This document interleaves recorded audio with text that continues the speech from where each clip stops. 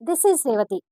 Video చూస్తున్న వారికి likes, కామెంట్స్‌తో support చేస్తున్న వారికి థ్యాంక్ యూ సో మచ్.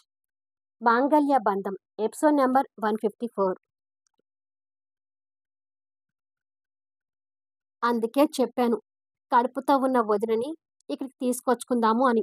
ఇప్పుడు చూడండి ఏమైందో అంటుంది తేజ కోపంతో అందరి వైపు చూస్తూ. తేజ మాటకి కళ్యాణ్తో సహా అందరూ మౌనం వహించి సాత్విక గురించి బాధపడుతుంటారు. వదినికి ఏమైనా జరిగితే ఆ పాపం మన ఇంటికే తగులుతుంది అంటూ తేజ కన్నీళ్లు పెట్టుకుంటూ శ్రీకర్ పక్కన సోఫాలో కూర్చుంటుంది. అది విని తల్లి కొడుకులు బాధగా ఒకరి మొహాలు ఒకరు చూసుకుంటారు. ఇక్కడ సాకేత్ కంగారు పడుతూనే కషాయం తయారు చేసి సాత్విక దగ్గరికి వచ్చి నొప్పితో బాధపడుతున్న తనని లేపి కూర్చోబెట్టి, ఈ కషాయం తాగు సాత్విక అంటూ కషాయాన్ని తాపుతుంటాడు. ఆ కషాయం చేదుగా ఉన్నా కడుపులో ఉన్న బిడ్డని కాపాడుకోవడం కోసం సాత్విక కష్టంగా తాగుతుంటుంది. కొన్ని క్షణాలకి కషాయం తాగడం పూర్తి చేసి, మన బిడ్డకి ఏమీ కాకూడదు సాకేత్ అని అంటుంది కన్నీళ్లు పెట్టుకుంటూ.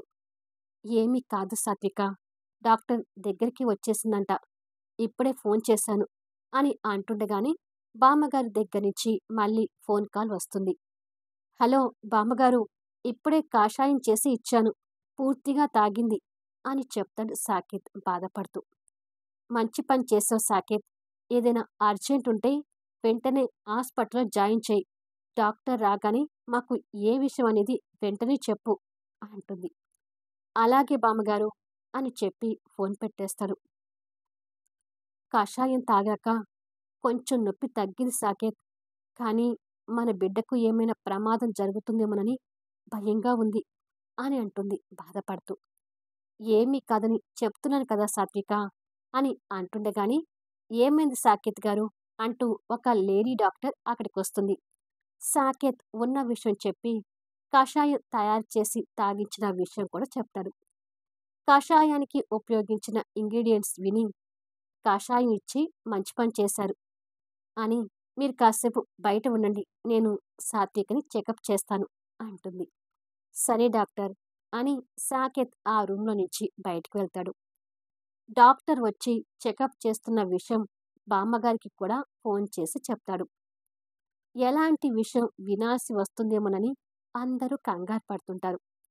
ఆల్రెడీ శ్రీకర్ ఆరోగ్యం కూడా బాగలేదు కాబట్టి శ్రీకర్ ఇంకా నీరసించిపోవడం చూసి, నువ్వెళ్ళి రెస్ట్ తీసుకో శ్రీకర్ అంటుంది బామ్మగారు. పర్వాలేదులే బామ్మ, డాక్టర్ ఇంజెక్షన్ చేశారు కదా, చాలా వరకు నీరసం తగ్గింది అంటాడు. తేజ సాత్విక గురించి బాధపడుతూనే శ్రీకర్ ఉప్మా తినకుండా పక్కకు పెట్టాడని కోపంతో కూడా ఉంటుంది. ఈ విషయాలు ఏవీ తెలియని అరవింద్, పవిత్ర వాళ్ళ ప్రేమను పంచుకుంటూ గోవా అందాలను చూస్తుంటారు. ఇద్దరు బీచ్లో కూర్చునుంటారు. నాకు గోవా అంటే చాలా ఇష్టం అరవింద్, అప్పుడు కూడా నీతో కలిసి గోవా అందాలు చూడాలని మా చరణ్ అన్నయ్యకి చెప్పి మనందరికీ గోవా ట్రిప్ని ప్లాన్ చేశాను అంటుంది నవ్వుతూ.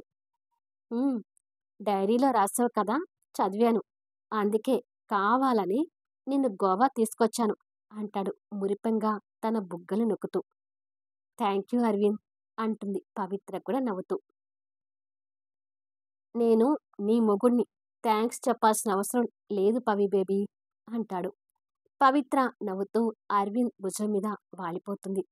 అరవింద్ తన నుదుటిన ముద్దు పెట్టుకొని మనసులో మాట్లాడుకుంటూ, మనం సంతోషంగా కలిసిపోయాం, సాకేత్ వాళ్ళ జంటకి కూడా త్వరలో ఓ పాపో బాబో పుట్టబోతున్నారు, కానీ శ్రీకర్ తేజాని ఇంకా దూరంగా ఉంటున్నారు, ఇక చరణ్ పరిస్థితి చెప్పలేము అని అనుకొని, అవును పవిత్ర, ఎప్పటినుంచో నేను నిన్ను ఒక విషయం అడగాలనుకుంటున్నాను, చెప్తావా అని అడుగుతాడు.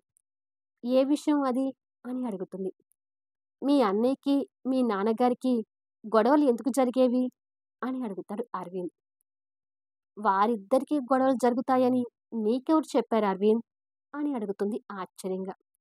ఒకసారి ట్రీట్మెంట్ భాగంలో నువ్వు అపస్మారక స్థితిలో ఉన్నప్పుడు ఈ విషయాన్ని చెప్పావు అంటాడు. అవునా, కానీ అలా చెప్పినట్టు నాకు గుర్తులేదు అంటుంది పవిత్ర. నీకు గుర్తుండకపోవచ్చు. కానీ ఈ విషయాన్ని చెప్పావు. అసలు మీ నాన్నకి, మీ అన్నయ్యకి మధ్య గొడవలు జరిగే ఆస్కారం ఏముంది? అని అడుగుతాడు అరవింద్. అవి ఏవీ నాకు తెలీదు అరవింద్. కాకపోతే నాన్న, అన్నయ్యకి మొదట్నించి కూడా మనస్పర్ధలు వచ్చేవి. మా నాన్న ఎప్పుడూ మమ్మల్ని పట్టించుకోకుండా రాజకీయాలని తిరిగేవాడు. అది అన్నయ్యకి నచ్చకపోయేది.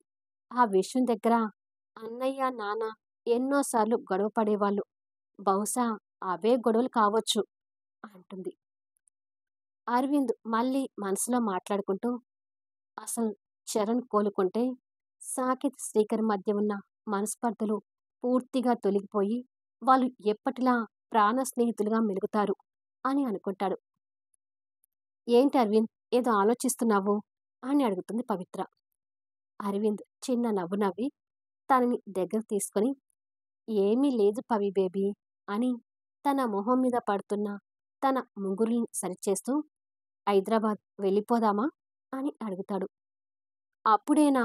మనకు శోభనం జరిగింది రాత్రే కదా అరవింద్. కొన్ని రోజులు ఇక్కడే ఉందాము అని అంటుంది సిగ్గుపడుతూ.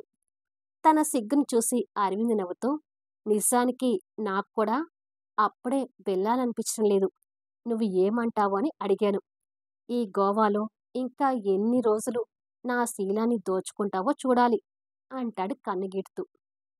పవిత్ర చిరుకోపంగా చూస్తూ, నేను నీ శీలాన్ని దోచుకుంటున్నానా అని అరవింద్ని కొట్టబోతుంటే అరవింద్ ఆ దెబ్బని తప్పించుకొని, ఇలా కాదు, నన్ను వెంటపడి పట్టుకొని కొట్టు, అప్పుడు నా శీలాన్ని దోచుకోవడం లేదని నమ్ముతాను అంటూ బీచ్లో నవ్వుతూ పరిగెత్తుతుంటాడు. కొట్టలేననుకున్నావా? చూడు ఎలా పరిగెత్తి నిన్ను పట్టుకుంటాను అని పవిత్ర అరవింద్ని పట్టుకోవడానికి వెంట పడుతుంటుంది.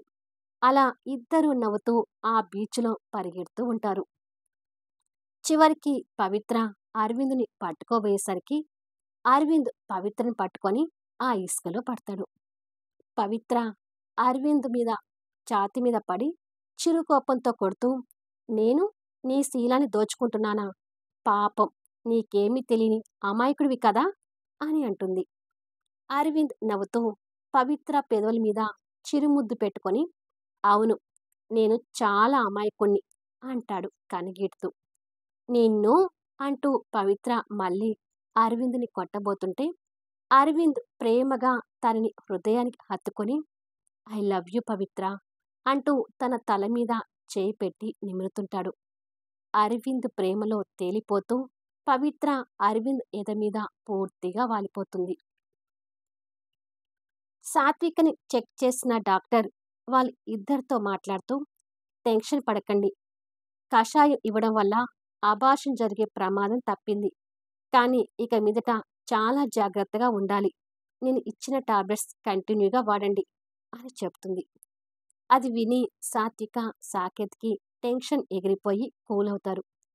థ్యాంక్ యూ డాక్టర్ అంటాడు సాకేత్ సంతోషపడుతూ. ఏదైనా ప్రాబ్లం అనిపిస్తే ఏ టైంలో అయినా ఫోన్ చేయండి, వస్తాను అని చెప్పి డాక్టర్ వెళ్ళిపోతుంది. సాకేత్ అదే సంతోషంతో సాత్విక నుదుటిన ముద్దు పెట్టి, నేను చెప్పాను కదా మన బిడ్డకి ఏమీ కాదని, ఈ విషయంలో బామ్మగారికి కూడా థ్యాంక్స్ చెప్పుకోవాలి అంటాడు. ముందు బామ్మకి ఫోన్ చేసి చెప్పు సాకేత్, లేదంటే వాళ్ళు ఇంకా టెన్షన్లోనే ఉంటారు అంటుంది సాత్విక. అవును, చెప్తాను అంటూ సాకేత్కి బామ్మగారికి ఫోన్ చేస్తుంటాడు. సాకేత్ ఫోన్ చేస్తున్నాడు అని బామ్మగారు ఫోన్ లిఫ్ట్ చేస్తుంది. ఏమి వినాల్సి వస్తుందని అందరూ టెన్షన్లో ఉంటారు.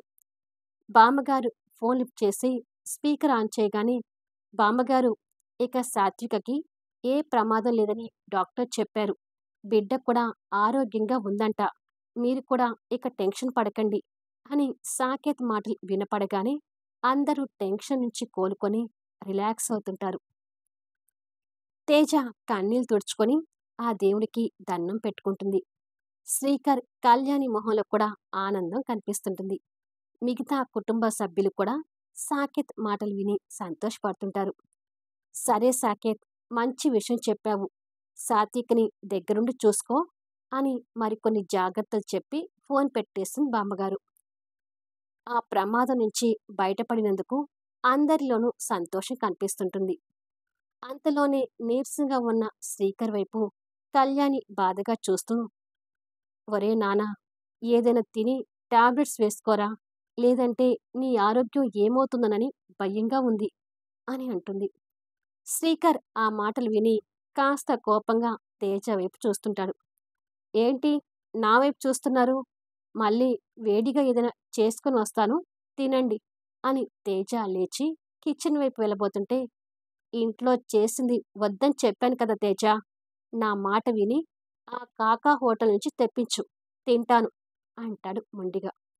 అది విని తేజ ఆగిపోయి కోపంగా చూస్తుంటే, కళ్యాణి ఆశ్చర్యపోతూ, అంటే నువ్వు రోడ్డు మీద ఉండే ఆ కాకా హోటల్లో తిన్నావా శ్రీకర్?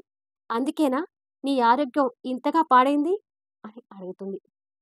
అవునమ్మా, ఇక నుంచి తేజ తినే దగ్గరే నేను కూడా తింటాను అంటాడు అదే మొండితో. అది విని కళ్యాణి కోపం తెచ్చుకుంటూ తేజ వైపు చూసి, నా కొడుకుని ఎంతగా దిగజార్చావే అంటుంది. చూసారా మీ అమ్మగారు ఎలా అంటున్నారో? మీ అమ్మగారు నన్ను ఏదో ఒకటి అంటుంటే మీకు కూడా సంతోషం కదా? అందుకే ఇంట్లో తినకుండా నన్ను ఇలా సాధించాలని ఎంతో పట్టుదలతో వ్యవహరిస్తున్నారు అని తేజ శ్రీకర్ మీద విరుచుకుపడుతుంటుంది. నా కొడుకుని ఏమైనా అన్నావంటే ఊరుకోను. మర్యాదగా చెప్తున్నాను. ఈ రోజు నుంచి ఆటో తిప్పడం మానేసి ఇంట్లోనే తిను. నువ్వు తింటేనే వాడు కూడా ఆ చెత్త ఫుడ్ మానేస్తాడు అని హెచ్చరిస్తుంది కళ్యాణి. మీ అమ్మ కొడుకులిద్దరికీ పంతం ఏమీ తక్కువ లేదు. సరే, నేను మీ దారికే వస్తున్నాను. కానీ నాది ఒక కండిషన్. నిజంగా మీ అమ్మ కొడుకులకి నాతో ఆటో తిప్పడం మానిపించాలని ఉంటే నా కండిషన్‌కి ఒప్పుకోవాలి అని అంటుంది. ఏంటా కండిషన్ అని అడుగుతాడు శ్రీకర్. సాత్విక వదినని ఇక్కడికి తీసుకువస్తేనే నేను ఆటో తిప్పడం మానేసి ఇంట్లో ఉంటాను అని అంటుంది. మళ్ళీ నెక్స్ట్ వీడియోలో కలుద్దాం. తేజ కండిషన్‌కి శ్రీకర్, కళ్యాణి రియాక్షన్ ఏంటి? వాళ్ళు ఒప్పుకుంటారా? సాత్విక పుట్టింటికి వస్తుందా? అద్భుతమైన కథనంతో ఆసక్తికరంగా సాగిపోయే కథా వీడియోస్‌ని మిస్ కాకుండా చూడండి. కథ నచ్చితే లైక్ చేయండి, కామెంట్ షేర్ చేయండి, సబ్స్క్రైబ్ చేసుకొని ఛానల్ షేర్ చేస్తూ సపోర్ట్ చేయండి. Thanks for listening.